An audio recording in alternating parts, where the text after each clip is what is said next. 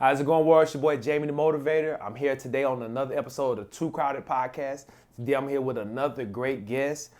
This person has inspired me in such a short time about being a high performer, a high learner, a high earner. And our conversations were fitting for the Too Crowded Podcast. So today, I'm here with Mikel. Man, I appreciate you for coming on. With the Too Crowded Podcast, man, it's really about bringing successful people having candid conversations about how you got to where you are today, that thought process. When I know that you've been to the Olympics 4 times, 4-time Olympian, and just hearing that in itself it takes me on a journey of wanting to just pick your mind. Like when I think about success, it's like you've been at the highest pinnacle of what we deem as success. So hearing that, I just feel like that can be transcribed across so many different industries and areas of life. Yeah. So I'm excited for today. So what I have is who you are, and what has your journey looked like to get you to where you are today? Yeah, man, it's a blessing. Mikel Thomas here, originally from the beautiful Twin Islands of Trinidad and Tobago, so you must put them on the map, by way of Brooklyn, New York. So I've lived in the ghetto and I've lived in the hood. So there's a difference. But in the same sense, it's been a beautiful thing because very early I was told to be a product of my expectations, not just of my environment. And I learned that a lot from sport. And so I was just a knucklehead kid like anybody else in Brooklyn running in the hallways. And the dean, Sidney McIntosh, thank that man to this day, gave me an option, which is not normally what you get as a young black man. So it was detention or track practice. I think I chose the better of the two. Right. But who would have known that would have been the gateway for me to run around the world, educate myself twice, and now being able to utilize my journey to hopefully leave notes along the way for people to do better things. So that's my kind of mission, in the sense to serve. I've done a plethora of different things even since in and around out the sporting world, but service has always been my golden thread. And hopefully that anything that I can contribute back to a person awakens the champion within them. It's kind of like the motto that I live by. Say that again? To awaken the champion within. I think we're all called to do something great. Mine just happened to have been an Olympic stadium, or a burning building as a firefighter, or corporate boardrooms where I am now. But it doesn't mean that you aren't called for where you are to champion that area. And I think if more people realize that own your own space, be a catalyst in your own cauldron, then we'll be actually living a totally different world. Wow. So, okay, boom. I want to pull back some of those layers because for me, as I'm hearing what it is that you've done, it's like, wow, like, so how? In my head, I just keep wanting to know how. Yeah. But what has it been? Mentors? Has it been faith? Has it just been the sport itself? Like, what got you on the high performer of awakening the champion within? I think at a very young age, hard times, you know what they say, hard times make strong men. Strong men make good times make weak men make hard times. Yeah. It's a weird cycle, but I was birthed, not to have my Batman movement, out of those hard times, to where at a very early age I decided that I had to be what I didn't have. So whether it's my father not being around as closely as I wanted to growing up, or not having certain opportunities, I felt like I needed to kind of imagine it for myself at a very early age. And so having that kind of motion, again, then having people kind of come in. So there is an element of mentorship, but there's a lot of element of self-ownership. And I had that at a very early age, that no one was going to come save me. So it's like having seen the shift growing up on the islands where you had one pair of shoes, so you took your shoes off to race kids. Like it, at the time you thought it was a norm, not realizing like that's not how it should have been. That's scarcity. But even in the same sense, again, I was just lucky where my trauma I turned into tools, because what was very similar to me, like many other people who immigrate to from the islands, is like our parents leave, and you live with like your grandparents, and your parents are up in the States setting up the life. Correct. But I lost the ability to be affirmed by the people who were supposed to grow and kind of raising me up. So I utilize sport and academic to say you're good enough. Again, I'm fortunate because it could have been the streets, it could have been anything else. I said you're good enough, and that's the system that a lot of us kind of grew up in. But I was fortunate to where it was a spelling bee, or it was a science fair.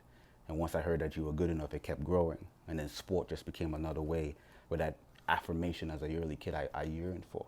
But again, that's why healing as we get a little bit older is important. But I'm fortunate to where my tools were kind of embedded in trauma, embedded in a kid just wanting to be affirmed. And now I was able to utilize those hard times to make a stronger individual to where I want people to be equipped with something to live a better life than I did. Wow. So it sounds like to me you already having a successful mindset. So you going to the Olympics or having these accolades. Those are just byproducts of initially the intent or what innately was built inside you. So that kind of brings me to outside of those accolades, what has been some of your other greatest successes, but also greatest failures? Yeah, I mean, the sport itself is my greatest success and failure, in the sense that I think a lot of us tend to define ourselves in where we have the greatest amount of success. Correct. And sport is fleeting. Not only do you have only a limited amount of time to do it, it changes on a weekly basis. So one week, the world love you, the next week, they don't. Yep. And we see it even now. If you're in pro sport, you scored a touchdown, everybody loves you. If you miss the ball, you're on the other end of the world. And that's a very tough place growing up, where your identity fluctuates based off of the success. It's not who you are, it's what you do. So I had to learn that lesson, unfortunately, at an early part of my career, to where it's like, this is something that I can do. It's not necessarily all that I am. That's why I say it was more of like I had this thread of what do I get to be, from when I was a firefighter to where I am now in kind of the fintech space, to even where I was before, from public, from marketing to sponsorship. Everything was more about what do I get to exude in me, not just the role that I wanted to do. And so that's kind of always been the theme, identifying more of who am I, away from just a title. Yeah. Who am I? My superpower is for lack of better words, I figure shit out. Correct. That's my superpower. I'm resilient. Now, these are hard muscles to develop, because in order to be resilient, you got to go through some stuff. In order to figure stuff out, you got to have some serious problems. Yeah. But once that muscle is grown, it can now be something that bears fruit for other people, to where corporations would want to be able to, can you help me strategize? Correct. Can you figure things out at this level? And high peak. So take me to kind of like a small example, or a small process of you taking a successful CEO who's accomplished so many levels of success externally.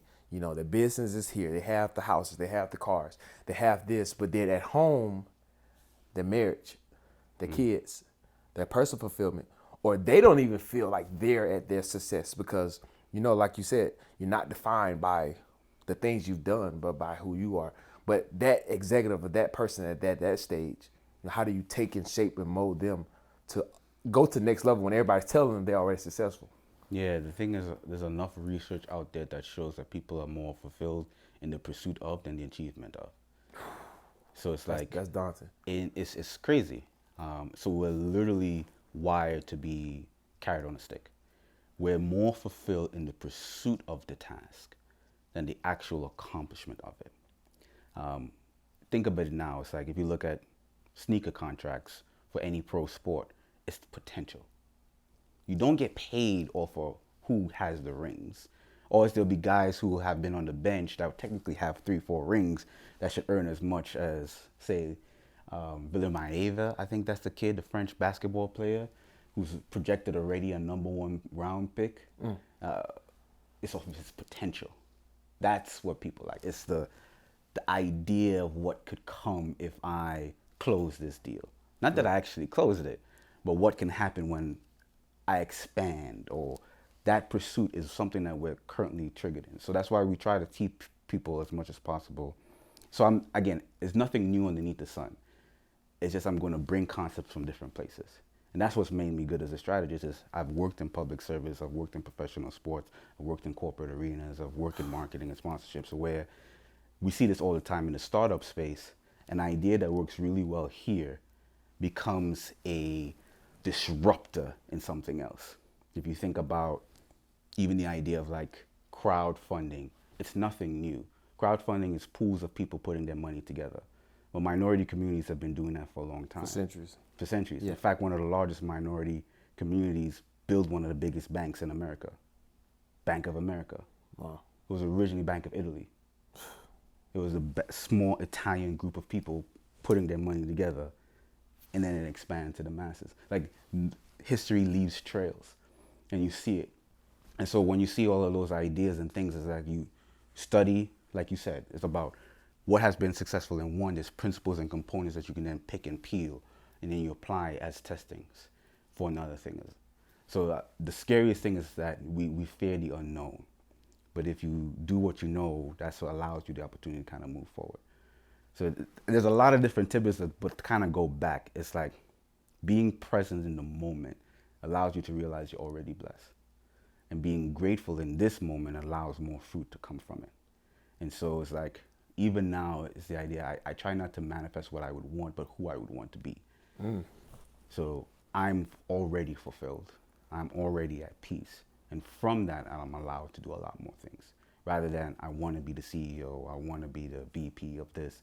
Because then that puts me in a box. And then when you're in that box, you have the flower pot syndrome, when you realize this might have been smaller than what I originally intended. But if I am fulfilled from that, I can kind of do a little bit more. So then sometimes when you're talking about shifting someone's personal perspective, it's sometimes changing their visual and mental perspective. It's like you and I are looking at the same thing at this couch, but we can see two different things. It's not that you're wrong in what you see, but I can offer you a different perspective. And so imagine if now there was something in your way and you can't see around it. The perspective shift can allow you the ability to maneuver. And that's what it is. Giving people information that allows them to shift a perspective. It's like the serenity prayer. You ask God to either change the situation or change your mind about what's happening. And sometimes that change itself will allow the situation to change. That's big, man. As I'm sitting here, I'm now thinking about, boom, let's remove the excuses away from people that are trying to get there, or the people that's at the very pinnacle. But it's like, what about the person that's overly ambitious? They never are fulfilled about success. And they get to this place where they're like, I've achieved all this and now I'm not happy. How do they climb themselves to a place of fulfillment?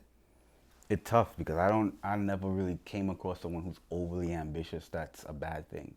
The only time if you're overly ambitious and it's a bad thing is if you haven't actually achieved anything. So for myself, it becomes a bad thing because I'm never quite satisfied.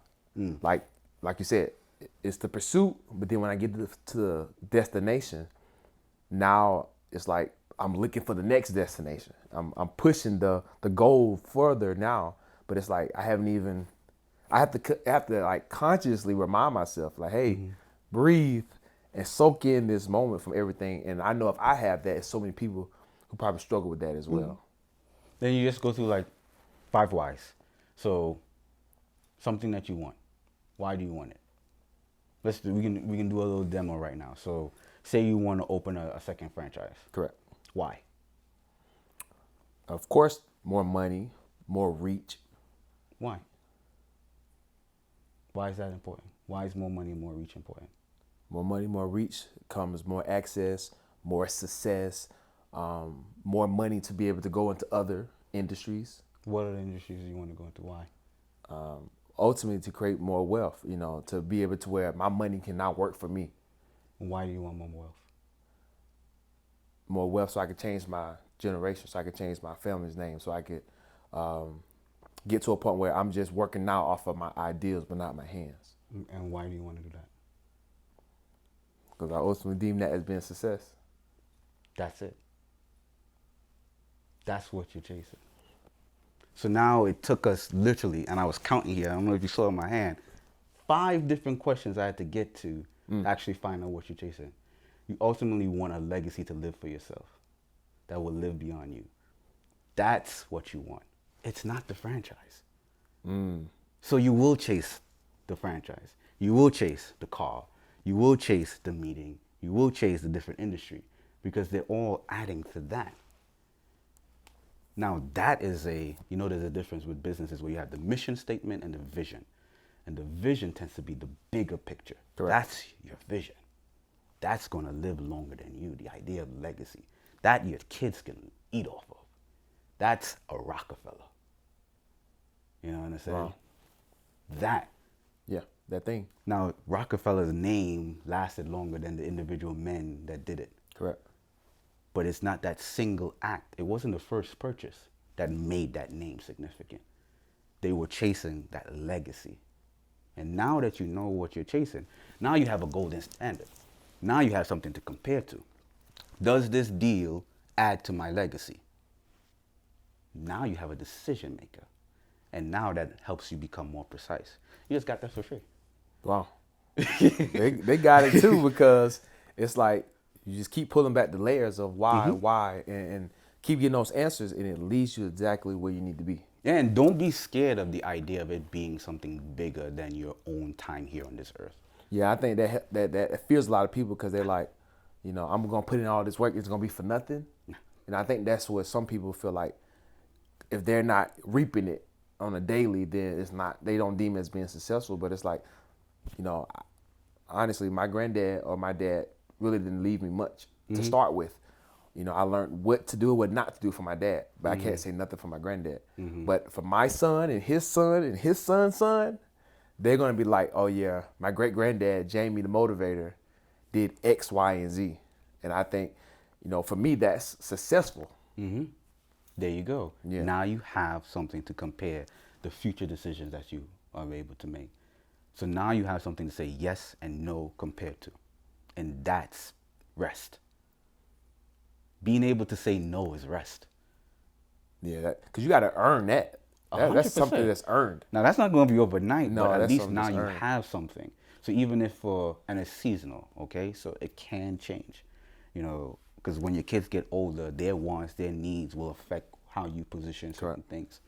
You might say legacy and then establish a trust to where they have to be able to do X in order to tap into that, because again, big names do the same thing. Yeah. Not everybody that you envision today, 50 years down the line, are going to believe what great-great-great-granddad wanted to do. Yeah. So there's a way you have to protect that as well, but that's a whole nother conversation. Like you said, it produces easy times. Easy time produces weaker men. Exactly. And then there's things that families have done. Again, history shows the ways where in the family, in the process, you put steps to where they build. Yeah, and because they're it's now needed. capable of carrying on what the mission is. But knowing that, okay, the goal is that legacy piece, does this deal equal that? Does this bring me a step closer to this? You now have the ability to say yes and no to certain things.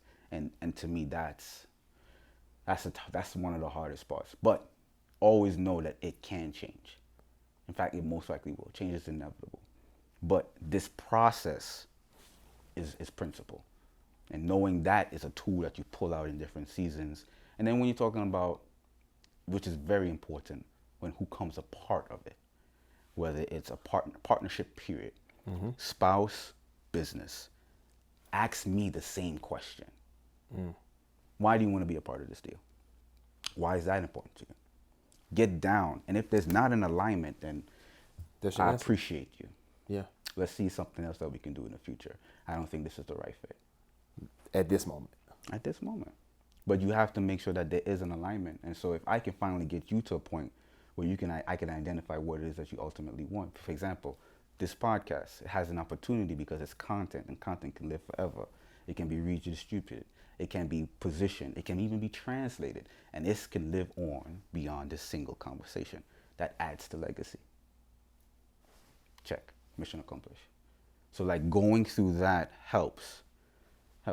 So one of my golden principles is impact.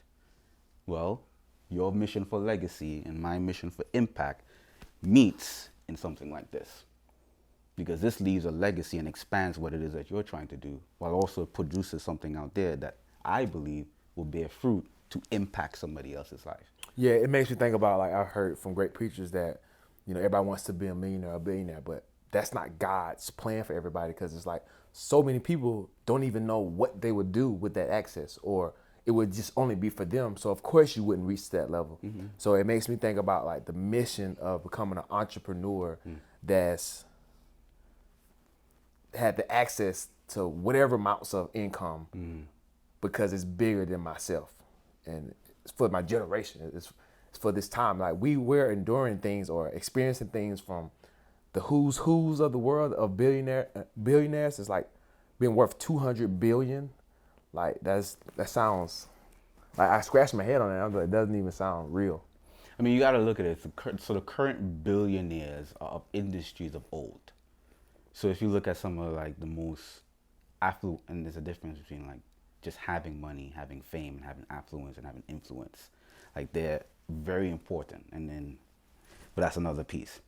They're from old industries. So you're talking about oil and gas, telecom. They're from like the original infrastructures of what builds a nation or a community. And this is globally.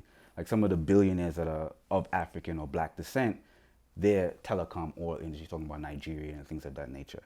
So if that's the industry that is there, you're not breaking into telecom. You're not really going to be the next T-Mobile or AT&T. Okay, those industries are locked. Same thing though, but so I work a lot within fintech. It's hard to be an FDIC insured bank. You're not going to do like what Bank of America did today.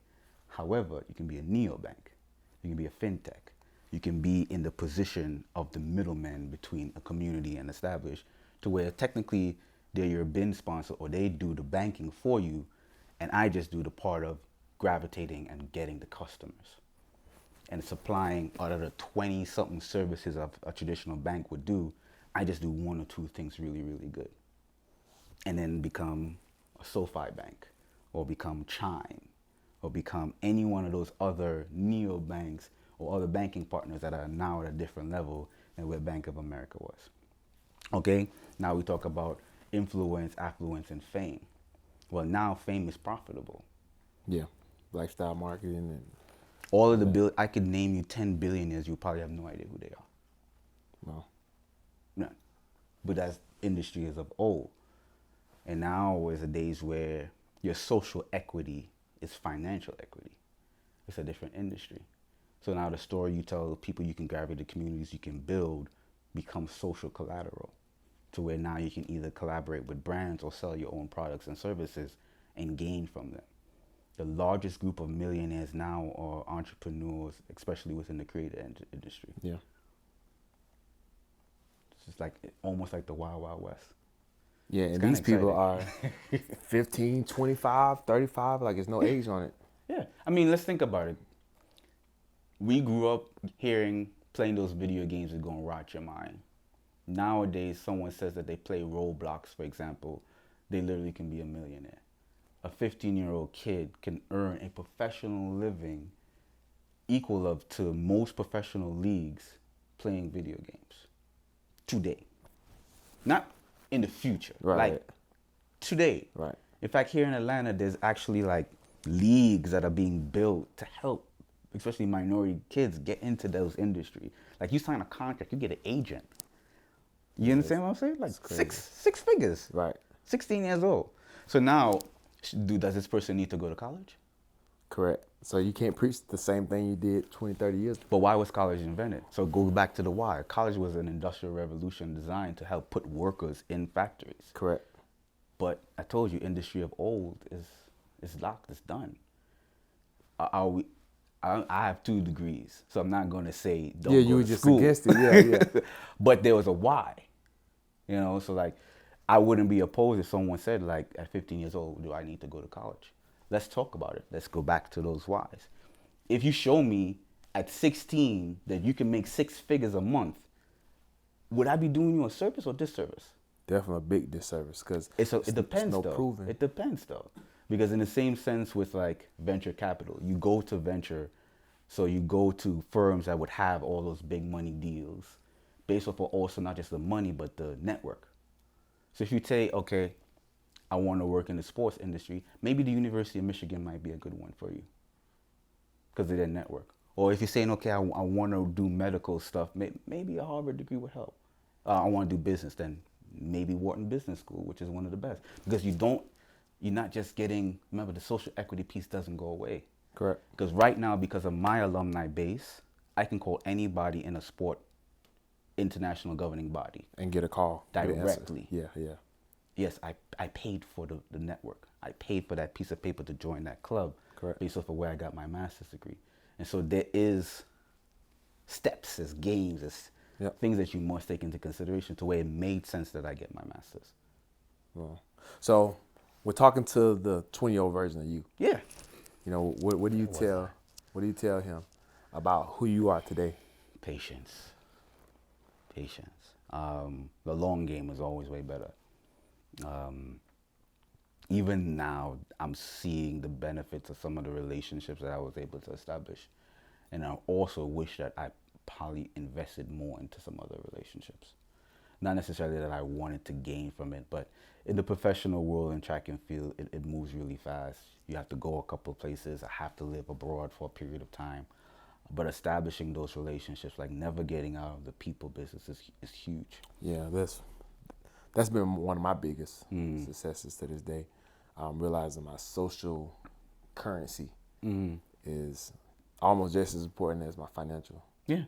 Because here's the thing, I've been homeless, and it wasn't money that fixed the problem, it was people.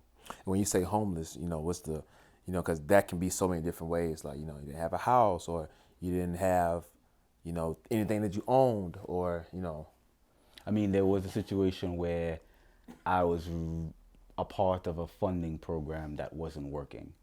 And on my way to represent my nation at a global event, I was evicted. And so on my way back, I had nothing and nowhere. And there were days where I was out of my own vehicle. But luckily, my family came back in. I technically still didn't have anything. Right. And people came in to support, and we were able to rectify the situation.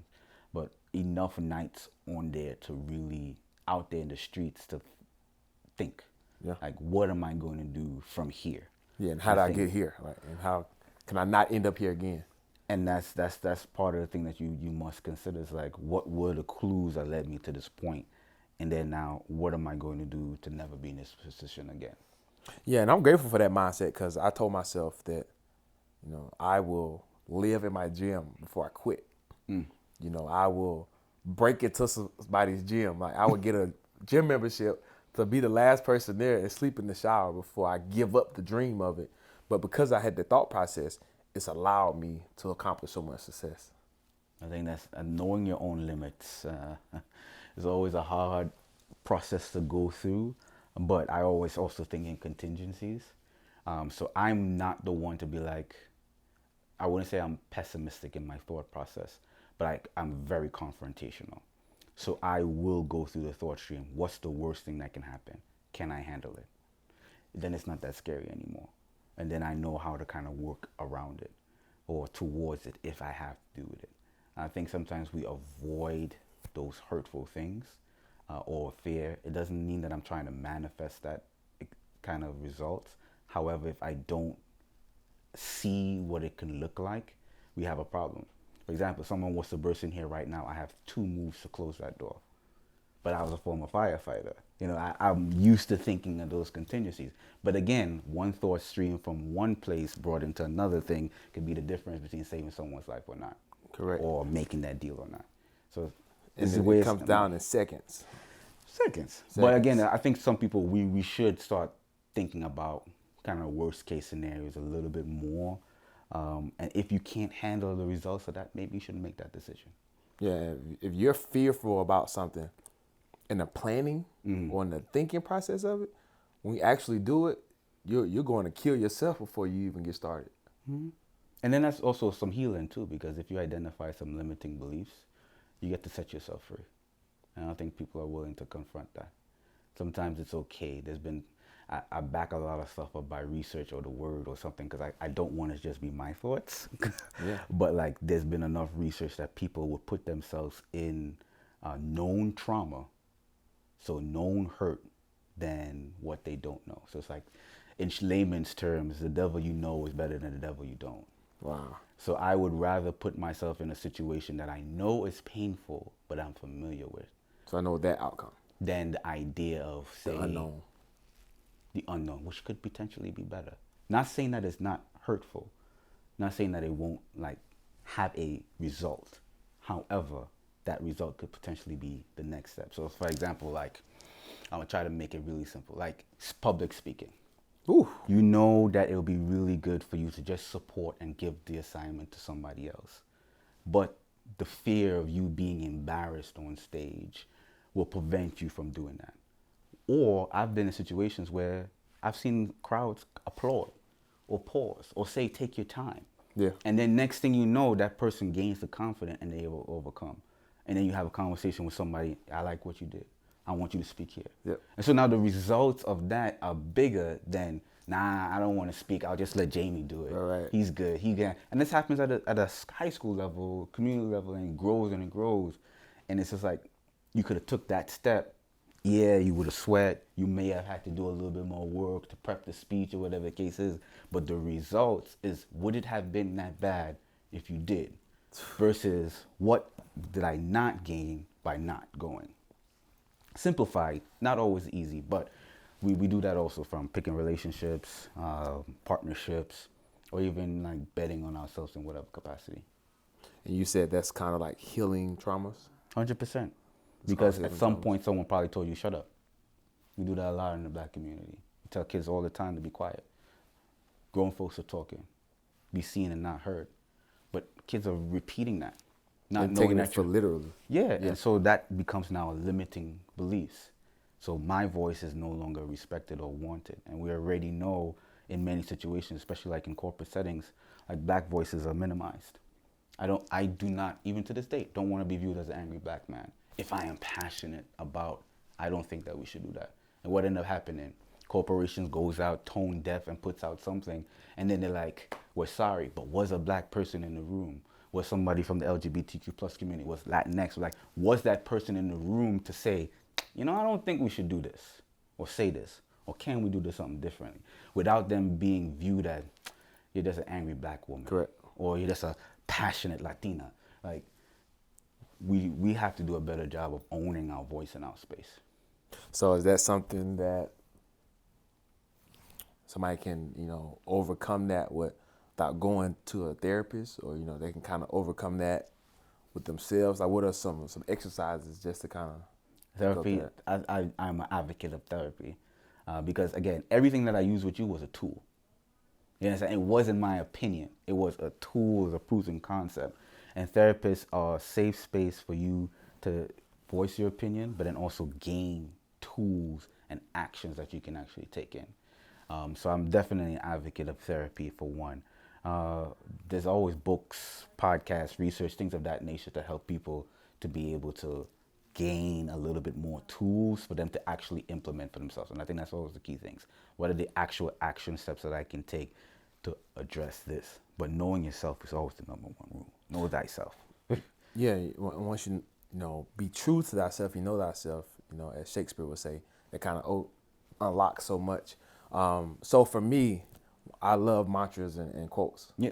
One that that I feel fitting for our conversation is, they say the first million, the most toughest, the most daunting, the most hardest that you can, collect or make. Then they say that every other million after that is inevitable. I'm still in the pursuit of the first one. So every day I keep that mindset, and it reminds me, okay, I'm still in the pursuit of it, so it's not there yet, and I don't even know how it's going to come, but I'm going to maximize, I'm going to give 100% to it, I'm going to fulfill every day, maximize my 24 hours, and flip every single stone I can. What's one of your mantras that preps you for? Yeah, okay, I'll counter your mantra with a mantra, just a perspective. I dare you shoot for 5 million, not one. Because I believe in shooting for the stars, and at worst, I'm going to land on a comet. I'm not landing on the move. I'm going to land on something that's moving. And it's going to take me to the direction that I want to go. So I challenge it. If you put a cap, because I worked with a sports psychiatrist once, and I was so focused on making an Olympic team. I think this was the second one I did in 2012. That once I got to the games, I was done. I was mentally, physically, spiritually tapped out. Yeah. And the reason why is because my focus was making the team. That's it. Mission accomplished. I wasn't focused on the performance once I actually got there. I wasn't really mentally ready to compete. I didn't necessarily believe that I was able to do it again. Because you already know that it's hard enough to make one game. You literally drop like a third of the percentage to make another. And then it drops a third of a percentage to make another. And then it drops so it's like you're going almost against yourself to try to do it again. Because you can't pull back farther time. So if it's like 1 in 10 people make it to one game, then out of that 1 in 10, like that person, a third of themselves have the opportunity to do it again. So the second time that I was there, like I trained myself. I coached myself majority of the time. And so I kept my eyes focused on London. But then once I got there, it's like my focus was to make the team. Yeah. Like what happens there. So it's like, I that's why I say I raise the bar a little bit, because if your focus is 1 million, what's going to happen when you make 1.5? I'm just saying, what if you make 2.6? All right then, mission accomplished. Because at the end of the day, didn't you say you wanted to make 1? Correct. It's okay, you got a little extra. Cool. And so now I don't even think in full numbers, I think in percentages. That opens up the number completely. I know. It's just, You took me there. You took me there. But if you think about it, it's like, if you think in percentages, right? So I would want 10% of my giving to always be able to do X. And I know that this church needs 1 million. Then I need to make, 10 times more. Yeah, that's really raising the bar. Yeah, and the best part is God is able. And he specializes in the how. I just now know what the ask is. So if I know 10% of my income is going to something, and God is calling me to help this something, then the blessing is for me to now give. So if now I'm a $10 million earner. So you can get this over here for your tithes. So, but there's a purpose in that. Yeah. And what's my purpose? Impact. Mission accomplished. That's how you get that alignment with God. Yeah. It's like, I'm not saying I want to make $10 million. Just because. No, I want to be able to support these particular things. I want to be able to provide for these certain things. Even if it's my own family. Well, you didn't even create the number. You wanted to give this amount over here, created the 10 million. Same thing happened with even my own sports career. There was a time, because of track and field, you run for numbers. Like, it's easy. It's a beautiful sport. Whether you're in South Africa or I'm in Jamaica, if you run 10 seconds flat, you run 10 seconds flat. It's not at the opinion of a coach or somebody else. However, there was a time where I was chasing numbers. And then there was a time where I was like, I just want to see how fast I can go if I do all the little things and the right things. I broke the national record like twice that year, got my first 2 international medals, was actually supposed to be on track to medal at the World Championships, but I fell. But even that I had the grace for. Like, I really wanted to see how fast I can go. So now I want to challenge you, like, nothing wrong with writing it down, making the vision known so other people can run with it, including yourselves.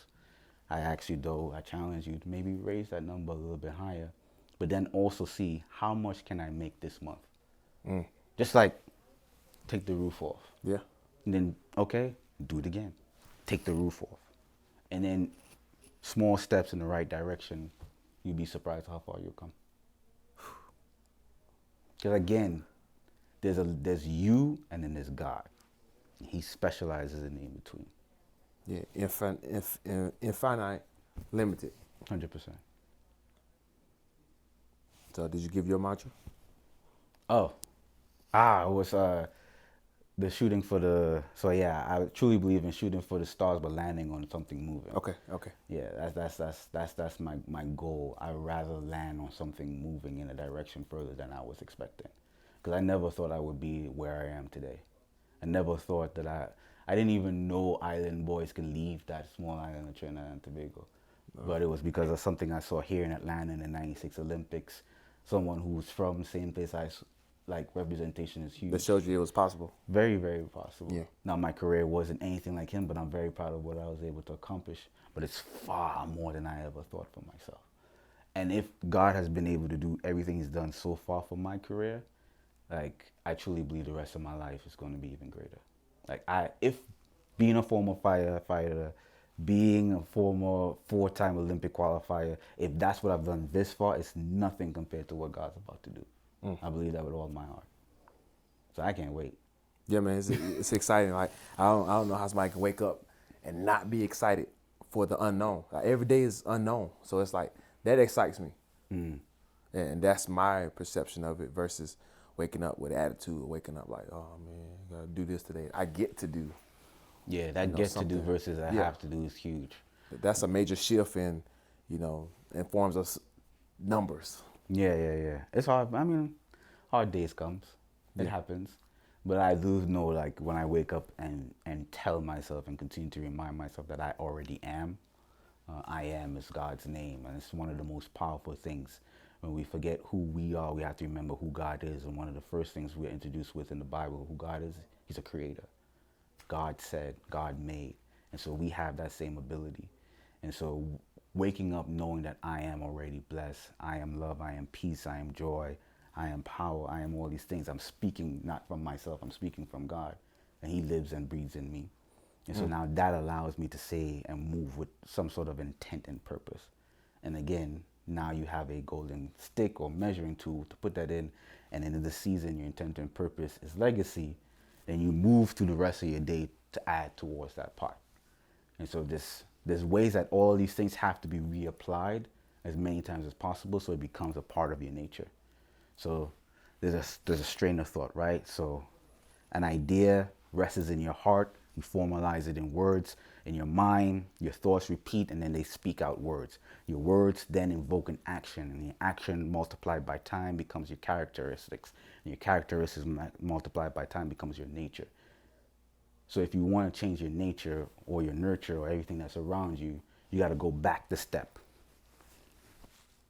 So thoughts, words, heart, like all of those things. Deconstruct to reconstruct, minimize to maximize.